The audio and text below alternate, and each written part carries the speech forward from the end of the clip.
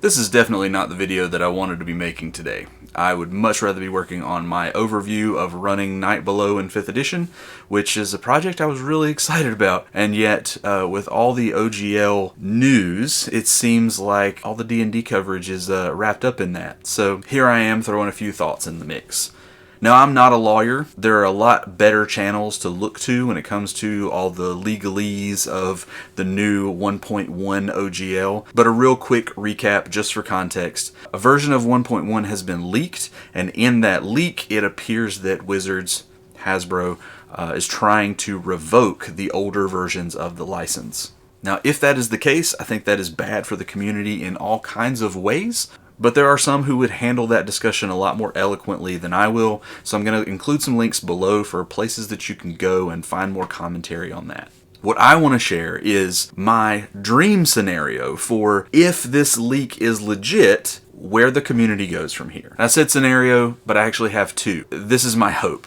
If it is truly as bad as the leaked document appears to suggest, this is where I hope we go from here. My first dream scenario is that companies challenge this new license. This will inevitably lead to a long court battle, which kind of stinks. But I do think for the long-term health of D&D as a brand, for the hobby in general, just because D&D is the leading brand within the hobby, I think it will be better for us as a community if this all goes to court, gets settled there, and version 1.0, 1.0a, whatever, get upheld. And there's court precedent established stating that they can't be revoked, as 1.1 appears to attempt to do. Do I think that's a likely outcome?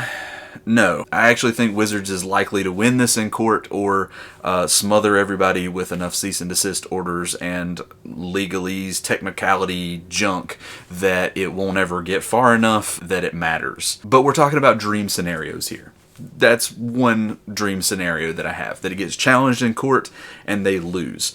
The problem with that is that those court battles take a long period of time, and in the meantime, we as a community are left kind of in limbo, especially those of us who are creators. What do we do with our content that we want to publish?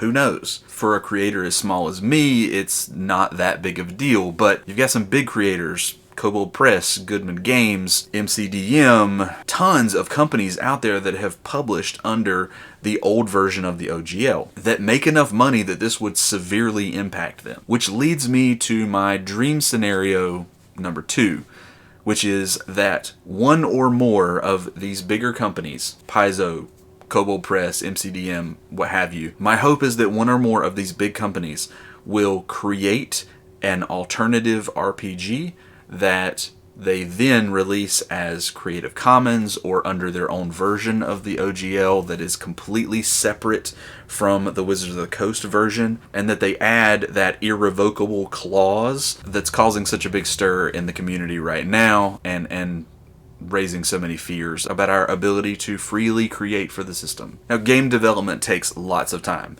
but it wouldn't surprise me if these companies put out playtest packets. Paizo has already set precedent for this with their own games in the past. And these playtest materials would give us the opportunity to, one, influence the outcome of the game. And this would allow us to go ahead and sink our teeth into the next evolution of the RPG industry. Because we know these companies, we know that the content that they produce is high quality. We might still prefer official D&D material for whatever reason, but we know those third-party publishers create good stuff. There's a reason that there's tons of Kobold Press stuff on my shelf behind me. It's good. I often prefer it to the official D&D content. In any case, 1.1 has scared a lot of people, understandably, but I think this is actually just growing pains for the community. I think this has the potential for Wizards to alienate enough of the community that a true challenger rises to the occasion and puts them in second place. I know I saw some stats at one point about Paizo doing just that during the 4E versus Pathfinder 1E era. I don't know how legit those statistics were, and even though the surge of popularity with 5E has put Paizo securely back in second place. I don't think a similar situation playing out here is out of the realm of possibility. But I will just say, before I sign off, I truly hope that Wizards listens to the community, that Hasbro listens to the community, and if 1.1 as it was leaked is the legitimate form that they planned to continue moving forward with, that they go back and put in some revisions to keep it an open gaming license. Because as of right now, it's restricted enough that I certainly wouldn't call it that. And lots of others are reacting the same way.